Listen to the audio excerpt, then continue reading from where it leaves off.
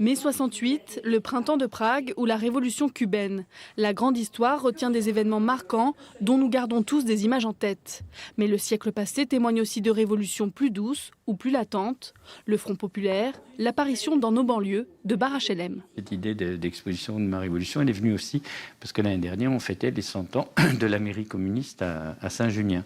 Et on s'est dit, 100 ans, qu'est-ce qui s'est passé pendant 100 ans? Comment on peut le raconter?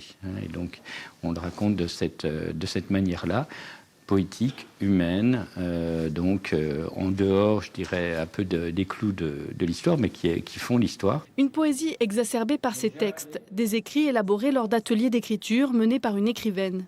Autour des photos, une vingtaine d'auteurs amateurs ont travaillé leurs plumes et leur imagination. Fidèle a chaud.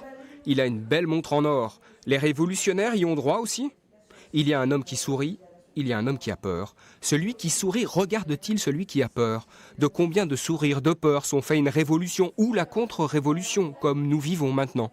Les mots, les images résonnent parfois avec l'actualité. Cette photo-là de mai 68, où on voit deux jeunes filles, mais qui paraissent très très jeunes, elles nous rappellent d'autres matraquages avec les gilets jaunes, et comment il y avait une violence policière en 68, comme il y a une violence policière actuellement. De ces révolutions naissent aussi des histoires d'amour imaginaires. Couchées sur le papier, certains regards prennent alors de nouvelles dimensions.